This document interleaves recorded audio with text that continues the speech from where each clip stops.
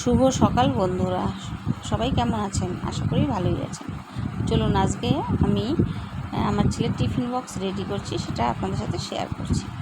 প্রথমে আলু সিদ্ধ করে রেখেছিলাম, সেটা দেখালাম। এরপরে পনির ভেজে রেখেছি আর ব্রেডগুলো হালকা ছেঁকে রেখেছিলাম। এরপরে ব্রেডের উপরে একটু করে মেয়োনিজ দিয়ে নিচ্ছি। আজকে ব্রেড কম আছে, 5টা ব্রেড আছে, তাই দিয়ে দিচ্ছি। 3টে ব্রেডের উপরে একটু হালকা করে মেয়োনিজ দিলাম। এবার ছড়িয়ে দিলাম মেয়োনিজটা গোটা ব্রেডের উপরে। এখানে 2টো ব্রেডের উপরে দিয়ে নিচ্ছি অল্প করে কেচাপ, টমেটো কেচাপ। এটা খেতে আমার ছেলে ভালোবাসে, তাই একটু করে দিয়ে দিলাম। মুখের স্বাদটা একটু পাল্টাবে। এই দেখুন না ব্রেডটার কী অবস্থা, ব্রেডটা ছিঁড়ে গেছে। তো এখন দিয়ে নিচ্ছি আলু সিদ্ধ। এই আলু সিদ্ধটা প্রথমে আমি আলু সিদ্ধ করে তারপরে পেঁয়াজ ভেজে তারপরে আলু দিয়ে ভেজে একটু মশলাও দিয়েছি, নাহলে আমার ছেলে আবার খায় না। যেমন একটু লঙ্কার গুঁড়ো, একটু গোলমরিচের গুঁড়ো সব দিয়ে ভালো করে ভেজে রেখেছিলাম। সেটাই ব্রেডের উপরে ছড়িয়ে দিলাম। এই যে হালকা করে, যে সবজি খেতে চায় না তো, তাই একটু আলু সিদ্ধ দিলে পেটটাও ভরা থাকে। এই যে এইভাবে ছড়িয়ে দিলাম।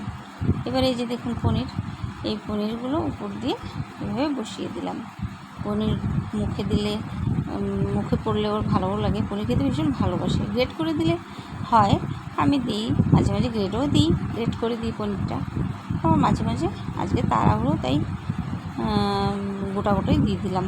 এই দেখুন না, আর একটা ব্রেড দিয়ে এভাবে চেপে দিলাম, ভালো করে একটু চেপে দিলাম, কারণ কি সব বসে থাকবে তাহলে নিচে। এবার ছেঁকে নেব। এই যে আমার কড়াইও গরম হয়ে গেছে।